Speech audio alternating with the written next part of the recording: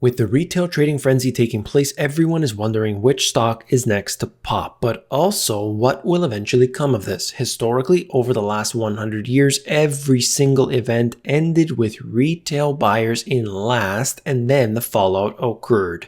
Now this time, there's a massive coordination on the part of those in Wall Street bets, so it's not exactly the same situation. However, the system is rigged against the people for a reason, and in the end, the Federal Reserve, the other central banks, and those in the shadows will always come out victorious. You came here for the truth, so let me unveil that for you. Today we're going to look at an important issue. Of course, it is very relevant to what you're seeing today and all that has led up to this moment. I know that so many people are starting to pay attention to those who are shorting the stocks. They're looking at the hedge funds. They're naming names. But we need to understand that what happens behind all of this, what's in the shadows, is the actual real important data that most people are simply willing to ignore, even if they've heard of it, even if they're aware of it. It's not relevant enough,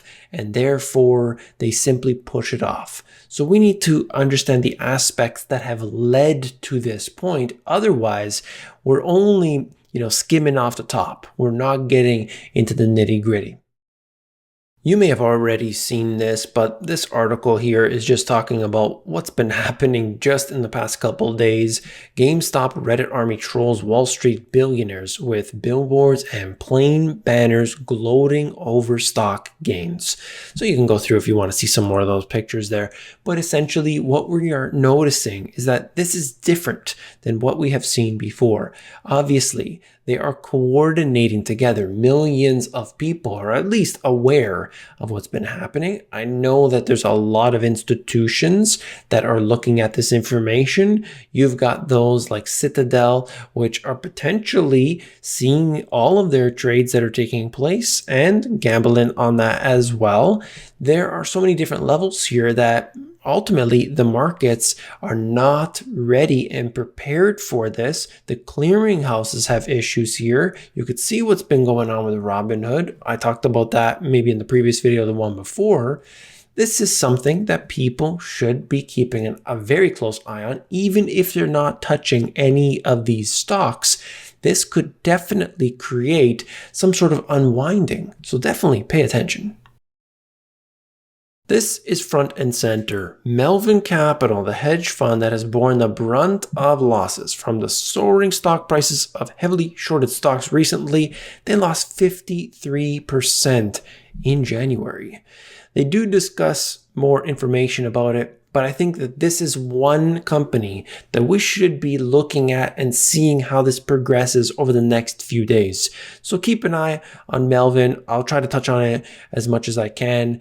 They were basically bailed out at this point, but I don't know that that's necessarily going to fix the problem if the shorting, works in the same way that it does and nothing really replaces it.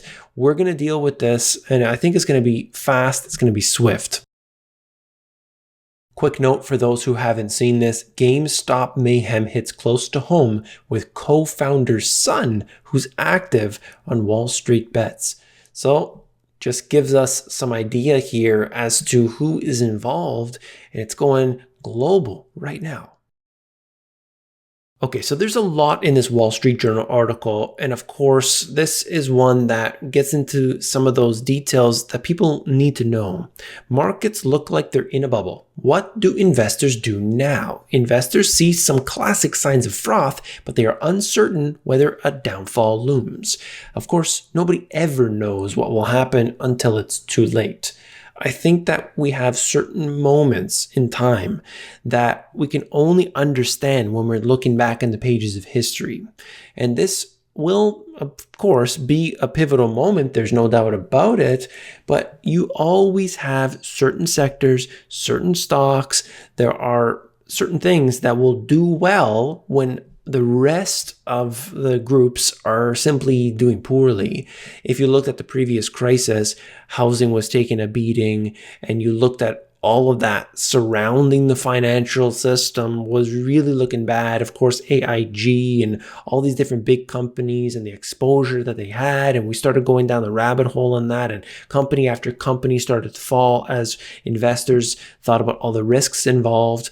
But you still had tech stocks. There were certain tech names, big stocks that were performing well because the money wanted to go somewhere. So instead of going into necessarily cash, they were finding their way into tech. And then finally, tech gave in as well, and the stocks came down quite a bit. So there could be events that take place very similar in that fashion. And we're going to note what that could be, but there's always a moment in time when something breaks, and maybe it's a Lehman Brothers moment that could effectively take place this time around.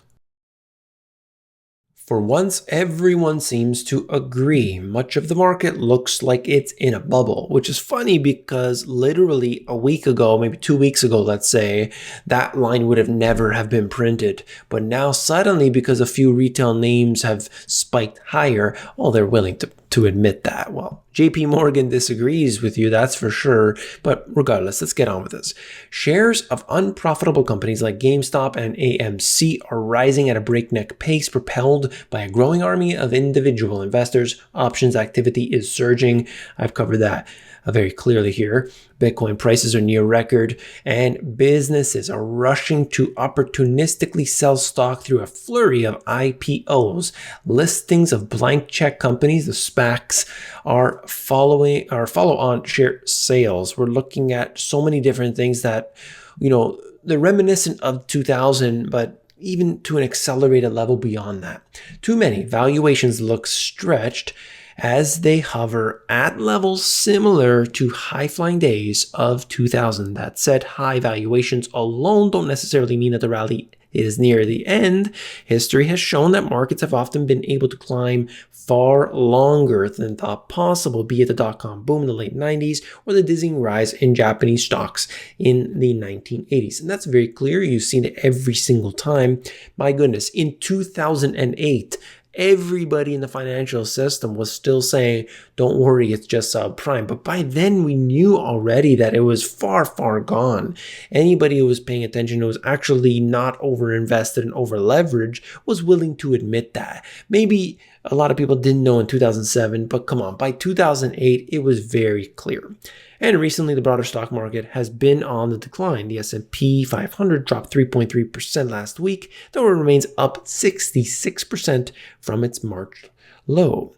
The bubble-like behavior there has been mostly contained to a handful of individual stocks, not larger indexes. So, of course, this we'll have to see. Time will tell. This is just a chart to show you what's been happening. I think it's very clear. You've probably seen these stocks on your own. GameStop right here, AMC, Blackberry, and then it looks like it's a flat line at the bottom there, even though the S&P itself has done very well.